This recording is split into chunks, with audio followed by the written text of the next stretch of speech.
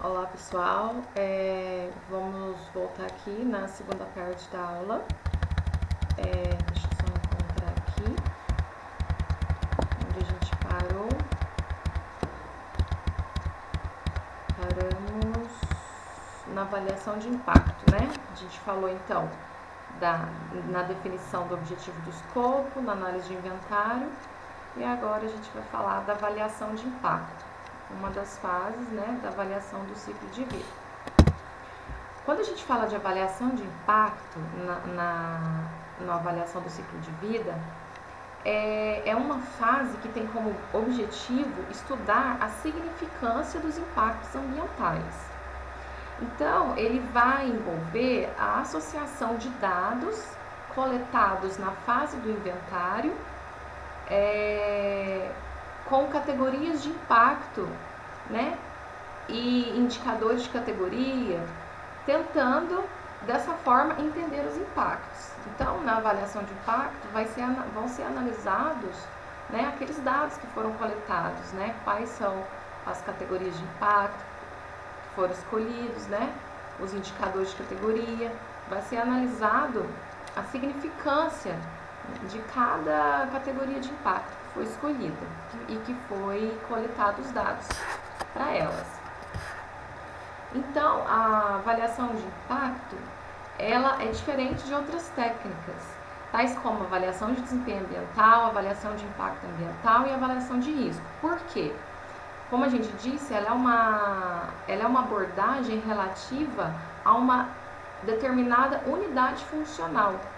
Então, como a gente disse, essa avaliação de impacto, ela não é de um sistema todo, ela vai ser uma avaliação de impacto baseada numa unidade funcional que a gente escolheu, né? Lembra? A gente faz um recorte dentro do sistema, escolhe uma unidade funcional e essa avaliação de impacto vai ser referente àquela unidade escolhida, né? Que nós coletamos os dados referentes àquela unidade funcional.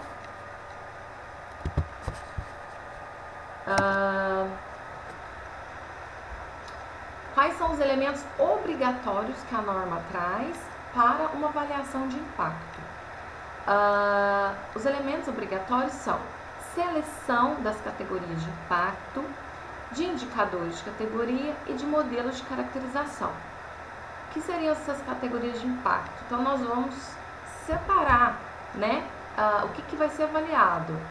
Uma categoria de impacto, por exemplo, eu vou analisar a toxicidade. Outra categoria, mudanças climáticas. Outra categoria, acidificação. Então, são selecionadas categorias de impacto que vão ser analisadas separadamente. Para cada categoria de impacto, tem um indicador de categoria.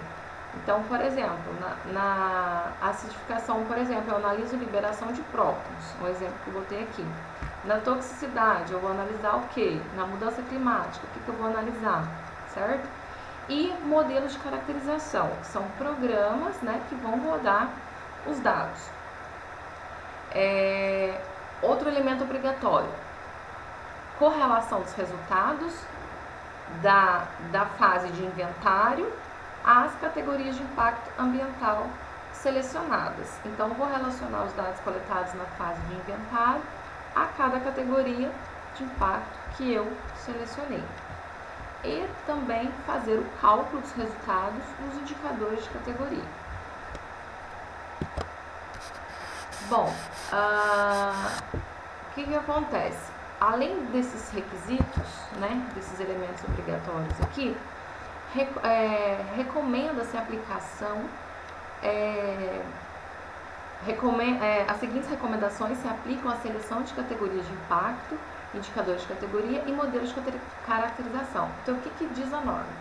Convém que as categorias de impacto, os indicadores de categoria e os modelos de caracterização sejam aceitos internacionalmente. Convém que as categorias de impacto escolhidas, elas representem impactos coletados tanto nas entradas quanto na saída dos sistemas de produtos. Convém também que sejam feitos quanto menos pressupostos possíveis, aquilo que a gente falou de pressupostos, né, que já é pré-estabelecer alguns requisitos. Então, na hora de escolher uma categoria de impacto, indicador de categoria e modelo de caracterização, evitar, né, a definição de muitos pressupostos. Você vai acabar limitando o seu estudo. Bom, também aqui diz que convém que as categorias de impacto, que os indicadores de categoria e os modelos de caracterização evitem dupla contagem, ao menos que isso seja requerido, né, lá no objetivo e no escopo, quando o mesmo resultado vai tratar de duas consequências diferentes. Então, se tiver previsto no objetivo e no escopo, aí sim ele pode ser contado duplamente, senão você tem que evitar.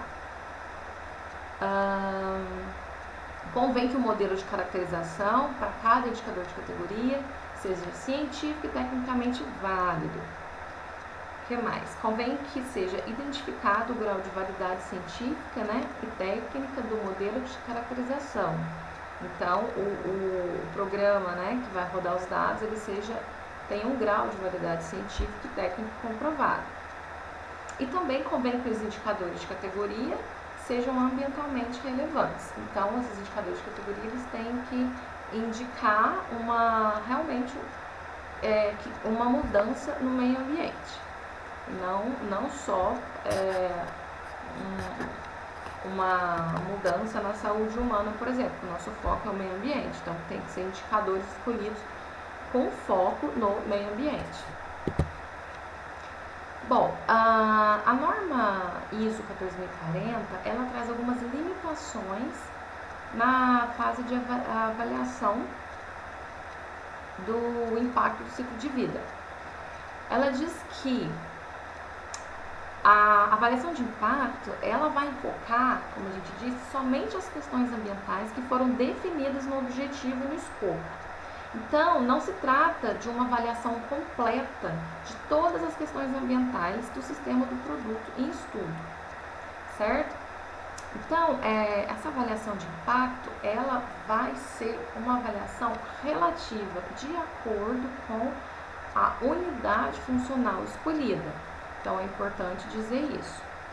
Então, esse slide, resumindo, né, ele vai dizer isso. Porque os dados que eu coletei é baseado num tempo, num espaço que eu escolhi, na unidade funcional que eu escolhi. Então, não é uma avaliação de impacto ambiental absoluto, abrangente, não, é relativo àquela unidade que eu escolhi. Bom, a fase de interpretação. A fase de interpretação é onde você faz as constatações, né, da análise de inventário e da avaliação de impacto. Elas são consideradas em conjunto. Bom, na fase de interpretação, são feitas conclusões, recomendações e limitações.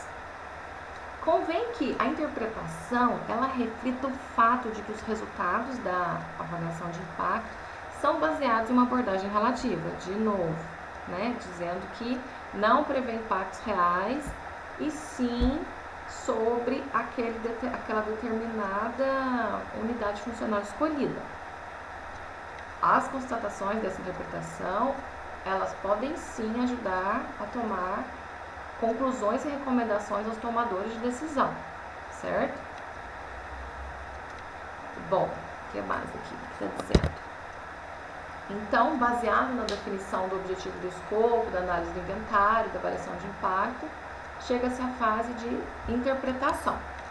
Na interpretação, são feitas as identificações das questões significativas, né? Através da verificação de completeza, nós vamos ver o que é isso, verificação de sensibilidade, verificação de consistência. Nós vamos ver o que é isso. Então, na fase de interpretação, são feitas essas avaliações, né? De completeza, de sensibilidade e de consistência, para se chegar às conclusões, né? Dizer quais são as limitações e as recomendações que podem ser feitas.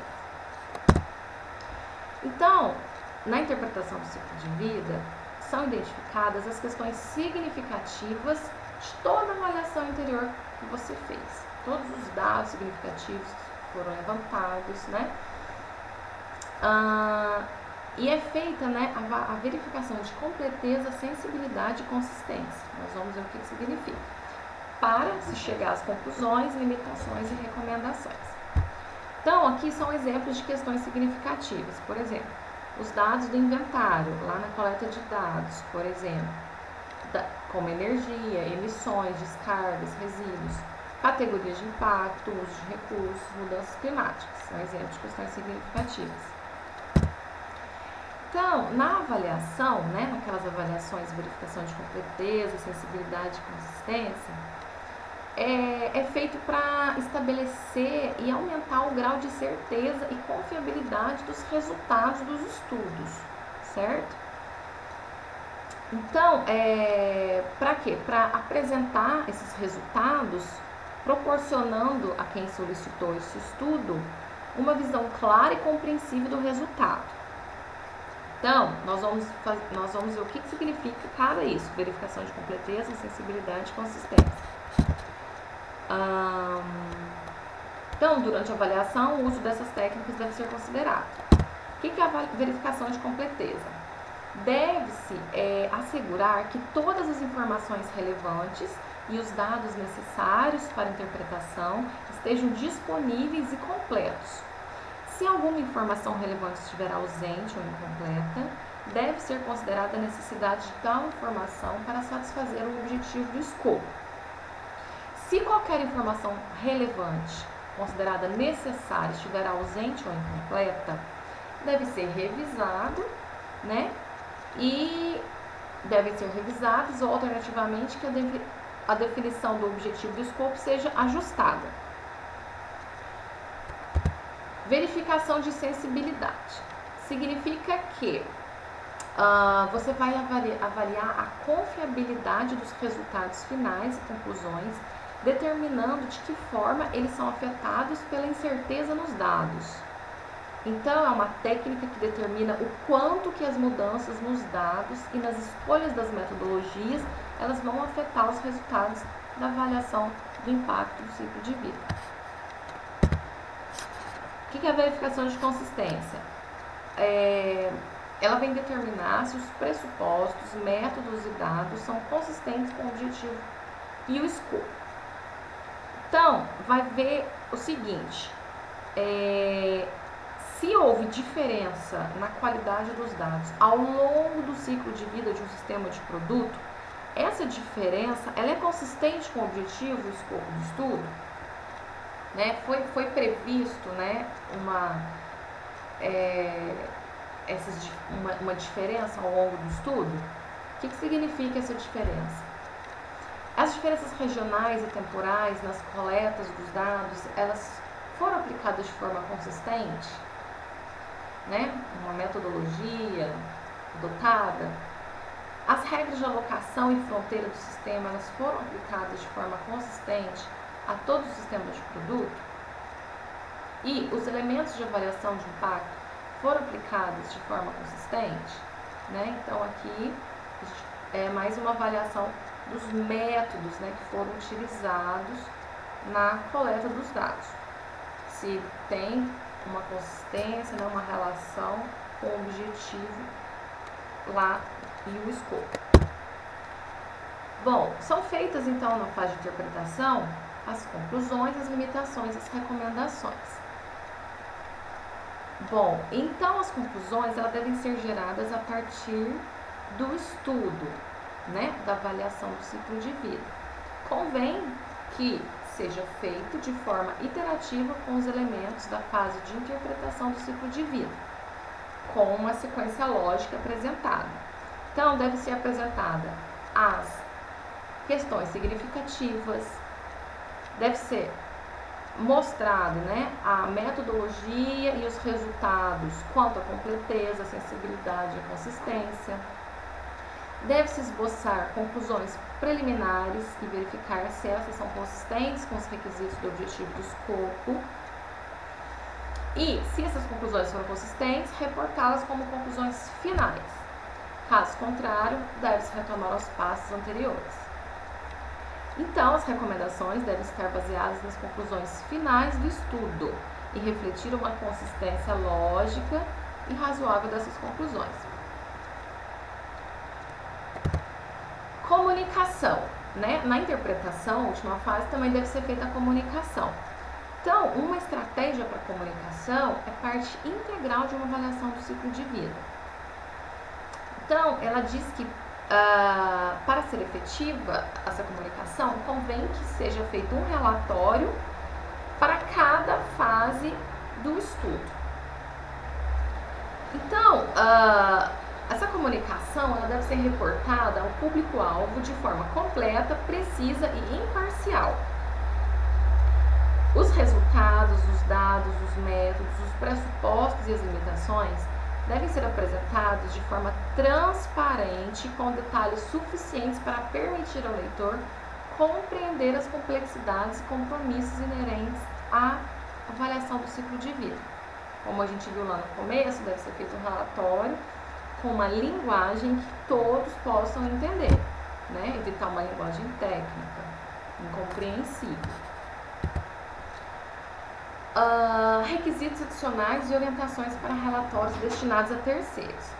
O que acontece? Quando os resultados de uma avaliação de ciclo de vida, ela também vai se destinar a terceiros, né? A pessoas que não pediram o estudo, deve ser feito um relatório, né? Deve ser feito elaborado um relatório para terceiros. Esse relatório para terceiros, a norma diz que ele pode ser baseado em documentação que contém informações confidenciais, mesmo que tais informações confidenciais não estejam contidas em si nesse relatório.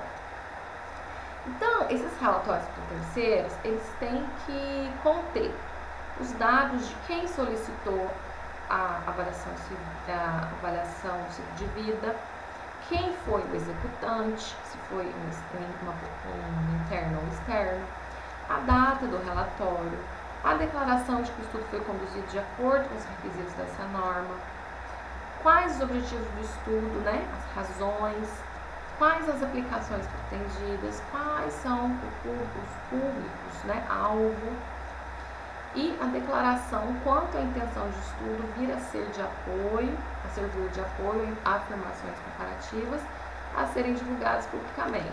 E, dentre outros, a norma traz alguns pontos que devem ser colocados nesse relatório para terceiros. Bom, então, nós temos aqui como características-chave de uma avaliação do ciclo de vida o seguinte: uma ACV, ela avalia de forma sistemática, né, os aspectos e impactos ambientais de sistemas de produtos, desde a aquisição da matéria-prima até a disposição final, tudo de acordo com o objetivo e o escopo estabelecido. A natureza relativa da ACV é devida ao conceito de unidade funcional, característico da metodologia. Então, né, é uma abordagem relativa de acordo com a unidade funcional escolhida. O nível de detalhamento e o tempo de execução de uma ACV pode variar bastante dependendo da definição dos objetivos do escopo. Ainda, dependendo da aplicação pretendida, né, de uma ACV, são tomadas providências para respeitar as questões de confidencialidade e propriedade. A metodologia é aberta, podendo-se incluir novas descobertas científicas, né, para melhoria da metodologia. O que mais que a gente pode dizer aqui? Não existe um método único para se conduzir uma ACV. As organizações têm sim uma flexibilidade para implementar uma ACV, né, como descrito nessa norma. E a ACV é diferente de outras técnicas, né, uma vez que trata de uma abordagem relativa baseada em uma unidade funcional. De novo, sendo dito isso, né, uma abordagem relativa. A ACV enfoca em impactos ambientais potenciais, não prevê impactos ambientais absolutos, né? Por quê? é relativa a uma unidade de referência, certo? A integração dos dados, né? Os dados são coletados de acordo com um determinado espaço e tempo, né? O que mais a gente pode dizer aqui?